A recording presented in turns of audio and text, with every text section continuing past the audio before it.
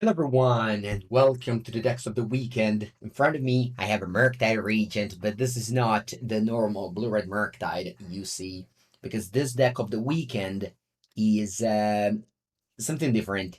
It plays a lot of new cards, so if you were used to the old, there's only two playable cards in Modern, which are Orcish Bowmaster of the new set, which are only Orcish Bowmaster and the One Ring, then you might be like some like old weak things. Now there's Lunar Reveal. This card has been popping out everywhere. You see it in Pauper a lot, but also in Modern. This card made second place in one of the Modern Challenge with Blue Red Murktide. It won the Modern Challenge in Team Rhinos, and it also was very present in this deck, which is Blue Black Murktide. Talisker has been spreading the words about his deck, and this deck has been doing very well on the Magical and World with several top 4 finishes, second place, and some other top 8 in one single weekend. So definitely the deck of the weekend.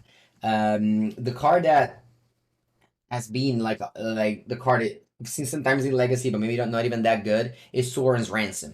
This is a 2 mana instant that makes you do card advantage, but it's not just a divination.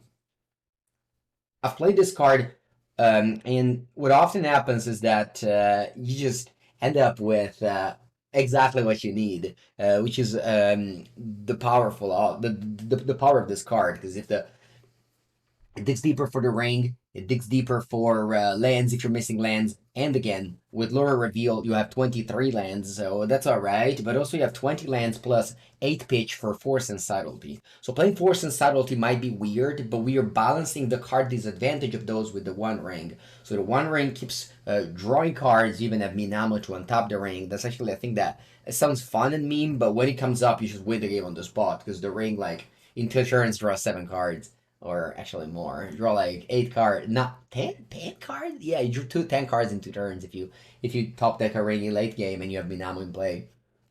So that's actually just a win.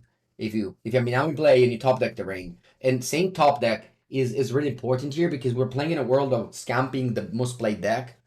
So you're gonna go in top deck mode a lot. So you want to have just bangers now. You want to have cards like Shieldred and the One Ring. Of course, Shieldred is your way to balance the ring. So when you're going low in life, you either need another ring to reset it or Shieldred to just win on the spot. Like you just have like I'm saying these things like you have 10 cards in hand, but it's true. Like you have 10 cards in hand because you've been drawing with the ring. You play Shieldred, you draw again with the ring. They play counterspell, you bolt it, you counterspell it. Sorry, they play removal spell, you counterspell it, you win. There's some lists floating around with Thoughtseize, but I like this version the most, which doesn't play Thoughtseize. I'm never been a big Thoughtseize fan. I think in Scam makes sense because you don't have access to blue, and you already have Grief, so you're just kind of like attacking more on that plan. But here I think it's fine not to. You have Commandeer in the sideboard, which I've discovered this morning can only steal a non-creature spell, and you also have a Mordigo. Not I'm not the biggest fan of a Mordigo, but that's alright, I guess. But yeah, so this is definitely the deck of the weekend of mine. I'll be playing it. I'll be posted for Sunday Murktide, and yeah, I think it's good.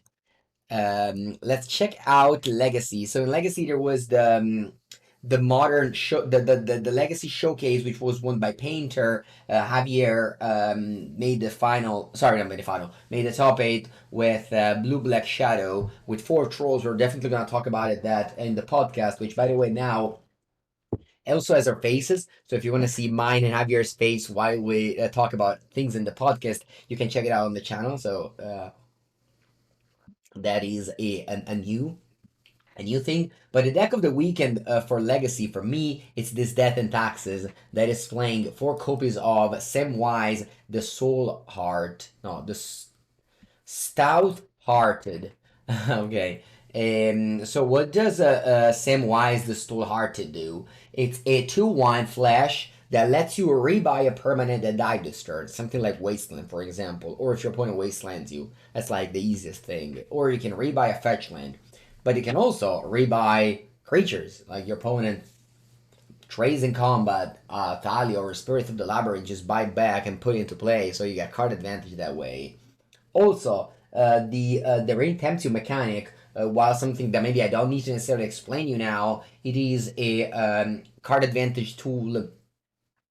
Not card advantage tool, but like it's not like the initiative, but it's something that's good for combat.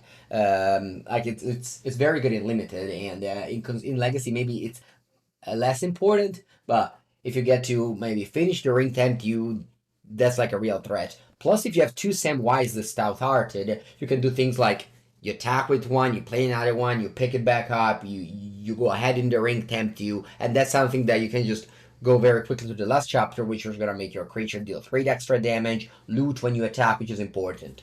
Also, not sure I mentioned it, but this deck does not play Yorion. Most of the Death and Taxes list we've seen were playing Yorion 80 cards, whereas this one is on 60. So this is the deck that is like budget for Legacy because it doesn't have any reserve list cards or dual lands and etc.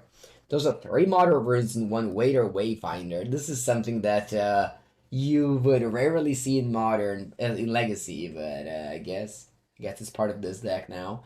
I want to play with this. I want to play with this deck for sure this week. Mm. Let's talk about the cyber card as well. Trailblazer Torch. This gives you the initiative, and it's a way to do, and you can pick it up with Stoneforge Mystic. So it's like a 4 mana initiative card that you can tutor with Stoneforge. I've never seen that much play, but I guess for the grindy matchup, you'd rather pick it up that one than buy the school and College Complete dies to plow. So you pick up the torch because maybe you play Stoneforge, they don't force it because maybe they have plow or whatever, and then you just have the Trailblazer torch, and that's something that can take the control deck out of surprise. Finally, let's talk about Pauper. Uh, so again, the Legacy Showcase was won by Painter, whereas the Pauper Showcase was won by Blue White Coggates. And this deck was not playing that many new cards. In fact, no Lorien revealed and only 1 cast into the fire. There's even a trigger in the sideboard, which I thought was kind of outdated now with the cast into the fire.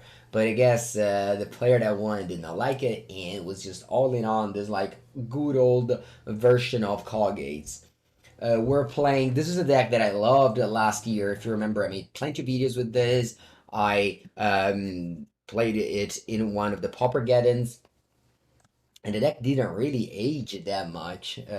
Basically the same list. I was playing 2 Spell Pierce, I remember.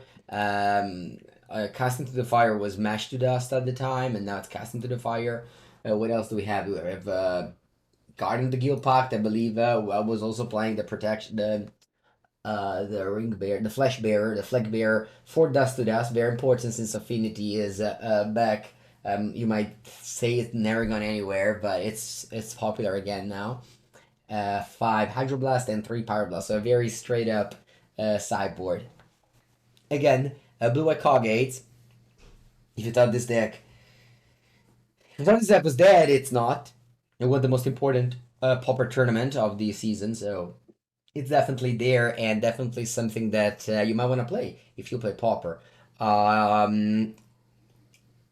Might play this deck again maybe for the China Fireball channel. I'll leave this week. Next week, I'll leave for Barcelona. I'll leave on Sunday. In case you don't know, the MagicCon Barcelona happens the weekend of 28th, 30th of July. And I'll leave the 23rd. So I will not be streaming for a long time because then I'll go to vacation the week after. I'll be back for like 2 days to make some content, to update the power ranking after the PT. So that'll be exciting. But yeah, the YouTube channel will keep on going. I will schedule the videos. The maybe how do you say, the content will be slightly worse because I'm not there home, but that's one of the cool things of YouTube. It lets you schedule the thing, so I hope you can appreciate that. I'm trying to keep up the 1 video per day thing for about 2 years at this point. I'll be playing the GP in Barcelona, the Seal GP. I'm not qualified for the PT. And then on Sunday, we'll be doing a PT watch party together with Filipa, Caroline, Toffel. If you are in Barcelona, make sure to walk in our booth. We're gonna have giveaways as well, and we're gonna watch the Pro Tour semifinal. So yeah, thank you all so much for watching this video. Enjoy your week and stay on Mango channel. Have a good one.